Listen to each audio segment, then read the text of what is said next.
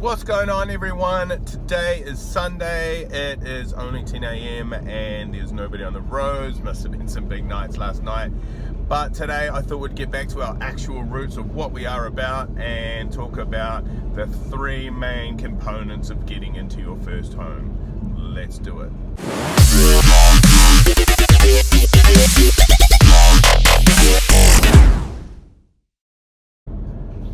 Alright, so getting back to the roots of what Freedom Financial is actually about, and the reason I got into this game was to help people get into their first homes and basically position themselves in a position to get there and get it done with the least amount of stress as possible. If you've ever tried to deal with the bank, it can be quite stressful, especially if you haven't done it before, and then it's really good to have someone like me to come in and smooth over the process, and you really don't have to do much. It's mainly the stuff that we do. We tell you exactly what to do, you provide us with the information that we require, and that's pretty much it. We do the rest, you sign the documents, done.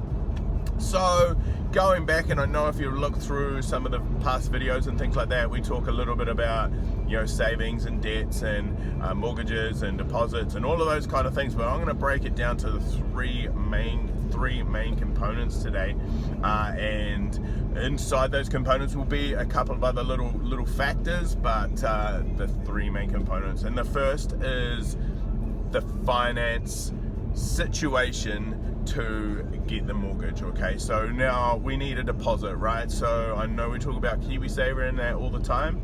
KiwiSaver is the best place to save your deposit for your first home, and it is the best place to save for your retirement.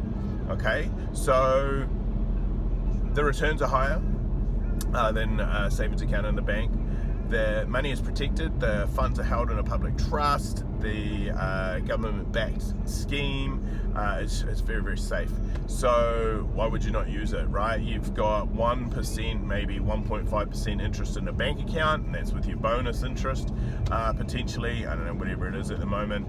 And even if you're in a default fund in KiwiSaver, you're still going to get 3 to 4%. So why would you not do that? No brainer. KiwiSaver, get it. If you don't have it, contact me and we can set it up. If you're not sure about KiwiSaver, contact me and I can help you with that as well. Contributions to KiwiSaver. Now, the bank likes to see genuine savings, and if we're going to use KiwiSaver for our savings account for our first home, we can't just do the minimum. 3% is not good enough, and it's not going to cut it. You can't get there in any reasonable amount of time taking 3% of your savings, of your income, and putting it in there. So what we want to do is bump those numbers up. 3% is rookie numbers. You want to get it up to 6, is into the minimum 6. You don't want to be below 6, and you ideally want to be 10, and you want to be making voluntary contributions to your scheme as well, so you can get that balance up. Now, I know a lot of people think, oh, that's too much money, but you're not paying a bill. It's your money that we're going to use later on. So suffer a little bit now, benefit a lot more later, basically. Whoops, you got my sunglasses. The employer's obviously going to contribute 3%, and if you can negotiate more, do it.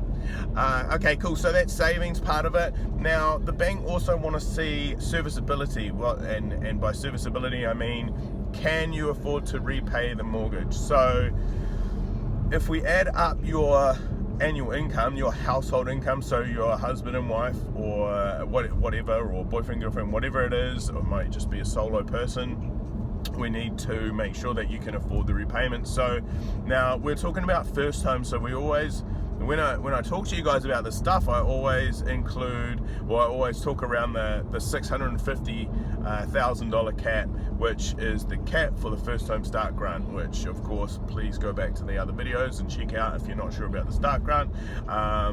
If we're in our mid-30s, we contribute for quite some time, over 5 years, we get an extra 10 grand each. So now we've got an extra 20 grand on top of our savings. Why would you not use it? No brainer. So household income, so let's say husband and wife, no children, household income $200,000, golden, absolutely golden. maybe it's less, maybe it's 150, still golden. Household income of 80 grand, we're going to struggle. Okay, so that gives you kind of an indication.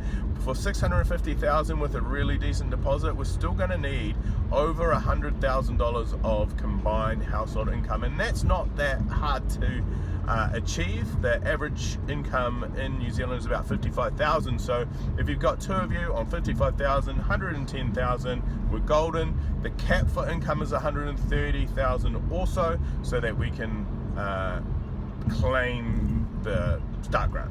Okay, so those are the income situations.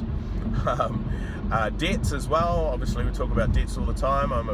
That's like my pet peeve is debts. I hate them with a passion, especially unsecured debts, car loans and stuff. We can sort of navigate around. Unsecured personal loans and things for holidays and stuff like that. Just don't. Like, honestly, just don't. If you want to go on a holiday, save for the holiday. Set up an account over there, save for the holiday. Flight Centre have their own MasterCard now, and I hate it. Hate it. So debts. Anyway, if you've got a car loan, if you've got a couple of Maseratis sitting in the driveway, chances are on finance, then chances are all your money is going to go to that. So bank's not going to like that either. So they're looking for things like account conduct, making sure that you haven't gone into overdraft all the time, or unorganized overdraft, and how well you're managing your money, making your repayments on credit cards and all of those kind of things, making sure you're not at the casino every Friday night, dumping tons of cash in there. The other thing is you're not always at a pub, actually is another thing. And the banks are getting really tight with this because there's so much money going out because it's so cheap at the moment. They need to make sure that it's going to the right places. So we just need to make sure that our account conduct is on point as well. So those are the things that the banks sort of look for. Obviously affordability, have you got the deposit, and account conduct. Those are the three main things. And obviously do they like the property as well. Chances are going to be yes, especially if we're going to be buying a new build property, so don't really need to worry about that.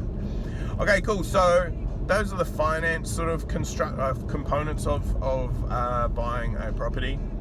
And I guess the second one is the property itself. So I'm just going to touch a little bit on the new build versus the existing property. So we spoke earlier about a new build first home grant giving you an extra $10,000 each towards contribution towards that property. If it's an existing property, it's only $5,000 each. Okay, so it is down at $10,000. So I'm just trying to talk and navigate through traffic at the same time. Down to $10,000 extra. Okay, so you're missing out on $10,000, and I know that the brand new build is probably going to be a terraced house, or it's going to be in a location that you don't love. You don't have to love it. It's your first property. You get a brand new house, you live in there for a couple of years, and then the price of that goes up. You can sort of move around after that. People trying to buy their dream home on their first time round, it's not going to happen. Sorry, just not going to happen. Existing properties, because that's where people look when they are after a little bit of land and stuff like that as well. Chances are the price is going to be over the cap, which is $600,000. So brand new property $650,000, existing property $600,000. Now, if you are lucky enough to find something for $600,000, can we buy it? Absolutely, as long as it's not falling down. There's no unconsented works and things like that, and these are things that we need to look out for, because if the bank don't like it, they're not going to give you the money. I know a lot of South Auckland and West Auckland homes have large high voltage power lines out in the backyard.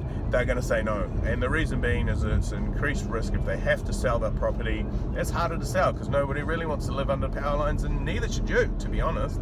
At any sacrifice, you shouldn't want to live under a power line. So those are the things to look out for there. Now, when we're going to buy as well an existing property, we're going to need a valuation. Most of my clients, with the exception, it's like an 80%, have only 10% deposit for their property.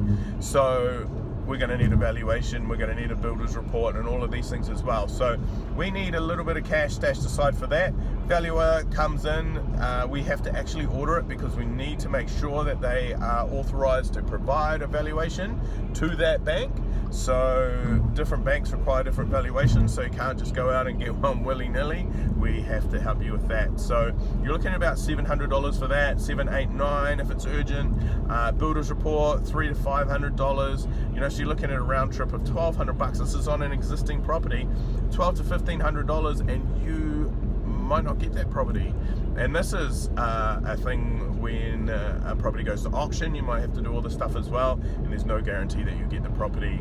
The builder's report might come back and there might be some unconsented work. That basically means that something's been built on the property without council permission, or there's a rotten bathroom or something like that that causes structural damage to us, or a structural issue with the property, and the bank's not going to like it, so you've just spent all that money. So with the cool thing about a new build is the bank won't release the money until the code of compliance is issued, so the developer needs to get the code of compliance issued on the property so that they can sell it to you. It's just smoother, faster, all of those things. So remember, again, I'm talking about the first home buyer. So I'm not talking about somebody that's, you know, large household income, maybe flipping through a few properties, looking to, you know, go to a larger property or anything like that. First home buyer. Now, another thing that's happening in the industry at the moment is we're coming under a lot of regulation and hellfire, basically. And I get it, and it's good, and it's there to protect everybody. There's going to be a little bit of imbalance to start with, and we can sort of see that happening now, where we as advisors have to make sure that we place our clients in a better situation than they were in previous to meeting us. So by that, we need to make sure that you're protected at the same time. So how do we protect you? We look at your income, we look at your life, and basically risk cover. Now, a lot of people have life cover, and it potentially isn't enough, because that's great if you die, somebody gets paid.